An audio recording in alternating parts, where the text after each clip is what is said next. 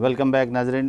Programme रहनुमा में हम गुफ्तगू कर रहे थे महमूद साहब से पाकिस्तान के एक स्याह बाब के हवाले से और मशरक़ी पाकिस्तान के अंदर जो कुछ हुआ उस हवाले से। अब तक जो हमारी गुफ्तगू रही वो ये थी कि भुट्टो साहब और याह्या खान इसके ज़िम्मेदारान में से बड़े ज़िम्मेदारान थे। महमूद साहब, याह्या खान ने एक ऐसा इलेक्शन भी तो कराया जिसके बारे में लोग कहते हैं कि बड़ा ज़बरदस्त इलेक्शन था और सबकी नुमाइंदगी थी, सबको मौका मिला। ये बात किसी हद तक जायज़ है, लेकिन याह्या खान ने जो अपना लीगल फ्रेमवर्क ऑर्डर निकाला वो बदयानीति की बुनियाद थी। 120 दिन में आइन बन जाए वरना वो इलेक्शन कलअदम हो जाएंगे। तो इसमें कौन सी बुरी बात है? अगर 1970 में 23 साल में जो आइन ना बना वो 120 दिन में बनाने की सोच लेना, ये अजीब सी बात है।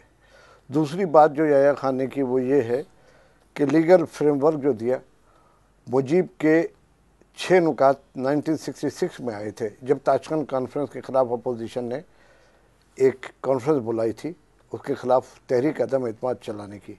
भुट्टो साहब उस वक्त अय्यूब खान की कैबिनेट में वज़ीर ख़ारजा थे। मुजीब साहब ने उसको सबोटेज करने के लिए 6 नुकात पेश कर दिए। सियासी हलकों का ये इल्ज़ाम अल्ताफ़ गौहर पर है कि ये उन्होंने मुरतब करके दिए। ताहम अल्ताफ़ साहब ने अपनी किताब सदर अय्यूब फौजी हुकूमत के 10 साल में इसकी तरदीद की है। अब अगर आपका लीगल फ्रेमवर्क है तो 6 नुकात तो अलहदगी की एक बुनियादी दस्तावेज़ है।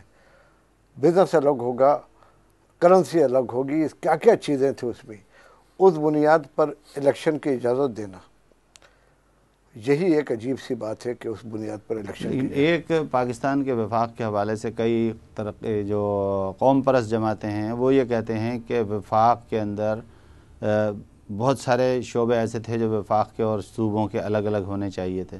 तो अगर वो इस तरह कुछ शोबाजात का तयन कर रहे थे तो कोई बुरी बात तो नहीं? देखिए, कौन से ऐसे शोबाजात का तयन करें? फौज तो अलग नहीं कर रहे थे। नहीं, शोबाजात का तयन होना चाहिए। अगर आप करेंसी भी अलग कर दें, मशरक़ी पाकिस्तान की करेंसी अलग और मगरबी पाकिस्तान की करेंसी अलग, तो फिर क्या रह जाएगा?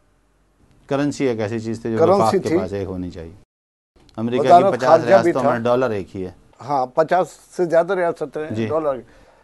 अच्छा, बैनुल-अक़वामी तजारत को भी माना जाता है, इसे कि आजकल जो पंजाब के जो चैम्पियन बने हुए हैं उन्होंने भी इजाज़त दे रखी है कि हर सूबा अपनी तजारत कर सकता है। उसके अलावा बहुत चंद और पॉइंट थे जो वफाक को टुकड़े कर देने के मुताबिक थे। दिफा अपना होगा।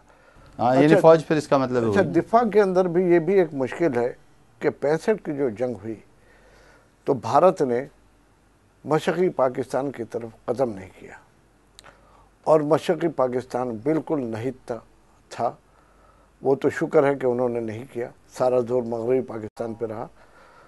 इस पर आप खुर्रम मुराद साहब ने भी इस बात की अपनी किताब में निशानदेही की है कि बंगालियों के पास कोई शेल्टर नहीं था उनसे बचने का। खैर, याह्या खान ने जब आप एलएफओ की बात कर रहे थे, एलएफओ तो हर फौजी हुक्मरान अपना लाता है। देखिए, याह्या खान का एलएफओ लाए थे, मुशर्रफ साहब भी एक एलएफओ लाने के बाद आप वो चीज़ जो मुल्क के टुकड़े कर रही है। अजीब बात है वैसे, लीगल फ्रेमवर्क ऑर्डर नाम होता है और वो सारा इलीगल होता है। और मुजीब साहब जब तक इलेक्शन नहीं जीते याह्या खान को ये भी कहते हैं 6 नुकात में क्या बुराई है। और जब वो इलेक्शन जीत गए, जब उनकी और याह्या खान की मुलाकात हुई तो उन्होंने सारे नुक्ते एक्सप्लेन किए और हर नुक्ते के बाद कहते थे कि देखिए इसमें क्या बुराई है। ये मैं अपनी बिना पर नहीं कह रहा हूँ, मैं वहाँ नहीं था, ये किताबों के मुताबिक से। और हमारे भुट्टो साहब ने भी एलानिया अखबारी बयान के मुताबिक 5.5 नुक्ते मान लिए थे, 5.5 नुक्ते उसके मान लिए थे। लेकिन मसला सारा था पावर शेयरिंग का। भुट्टो साहब को उस इलेक्शन से सिर्फ सिंध और पंजाब की हुकूमत मिलती है।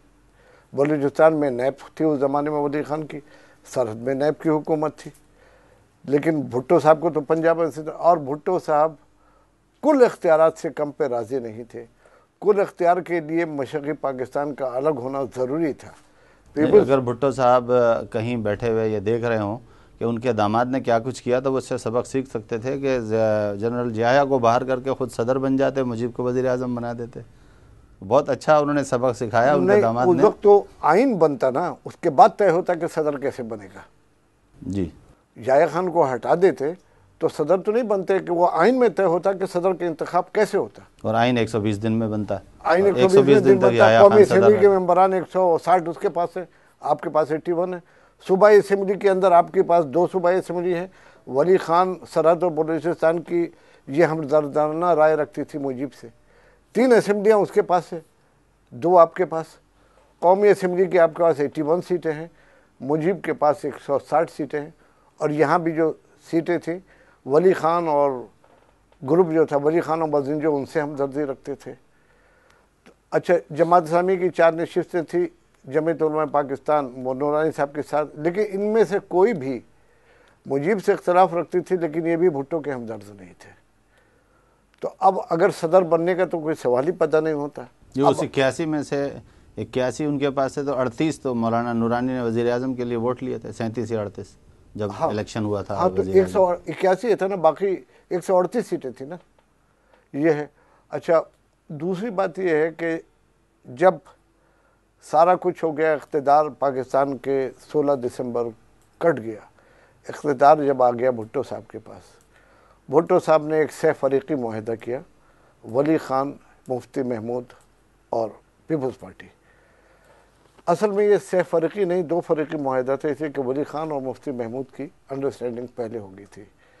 इसके तहत उन्होंने हुकूमतें उन लोगों को सरहद और बलूचिस्तान में थी, लेकिन वो जो कुली इख्तियारात का ख्वाब था, उसके तहत 10 महीने के अंदर इराक़ी सिफारत खाने से असलहा बरामद हुआ। उसकी आगे तहकीक भी नहीं की गई कि ये कैसे आया क्या नहीं है। उसको उन्होंने सिर्फ इस्तेमाल किया नैब की 2 सूबों में हुकूमत तोड़ने के लिए। तोड़ने के बाद गवर्नर राज रहा, और अकबर बुख्ती साहब, बलूचिस्तान के अकबर बुख्ती साहब जो जमहूरियत के और बलोचों के हुकूक के चैम्पियन बने हुए थे, उन्होंने बलोचों की पीठ पे छुरी मारी कि जो बलोचों के जो मुंतखब नुमाइंदे थे, उस हुकूमत को गिराने में इन्होंने भुट्टो का साथ दिया।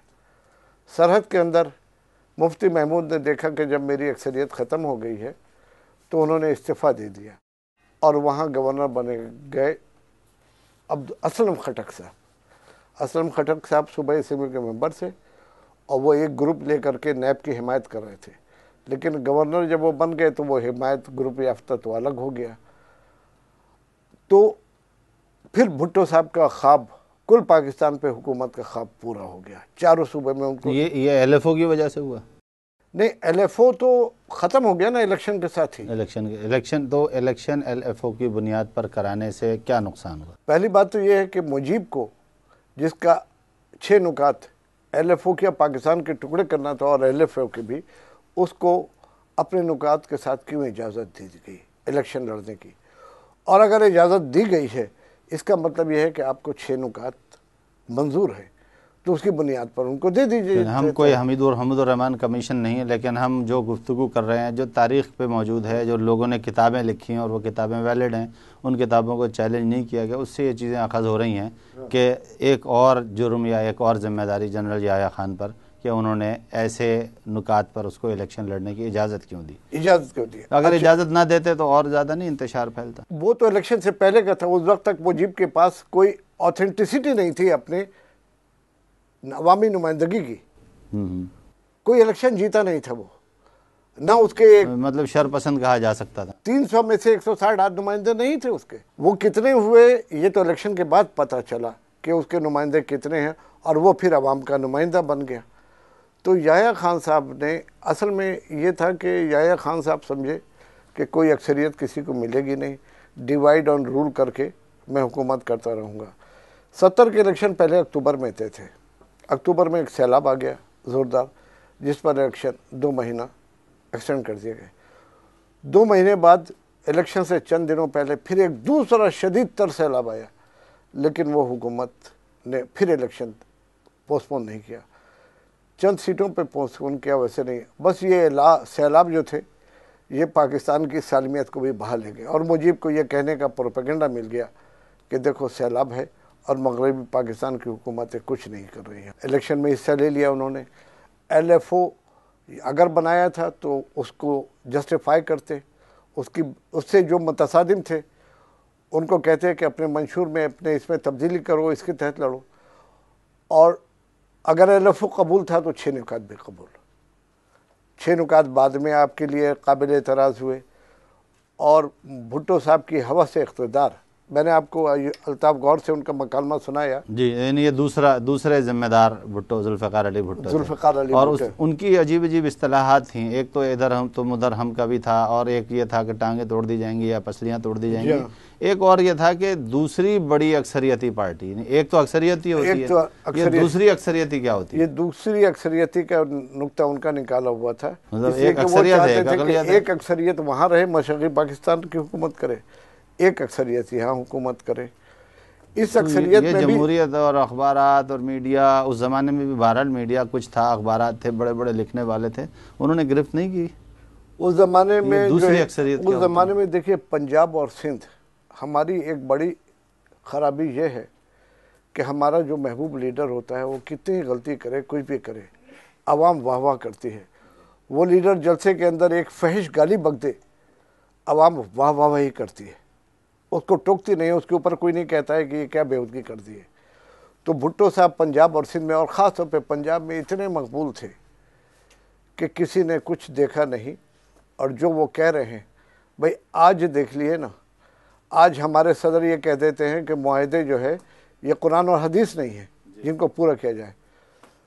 तो भाई हदीस में जो लिखा है कि मुआहदे करो तो उन पर अमल पैरा करो, तो अब उन्होंने ये एक नई नुक्ता निकाल दिया। तो इस तरीके से, लेकिन उनके जो मानने वाले हैं, पीपल्स पार्टी के चाहने वाले, वो इनकी इस राय को अभी भी समझते हैं कि ये सही है। तो होता यही है कि जब कोई पावर में होता है अब मकबूल होता है। अब आज इमरान खान साहब को लीजिए, उन्होंने शाह महमूद कुरैशी को लिया और एक दिन के अंदर उसको वाइस चेयरमैन बना दिया। 15 साल से लोग थे उनके साथ, उनकी तरफ तवज्जो नहीं की। और आप बनाने वाले कौन हैं? आप पार्टी इलेक्शन कराएं।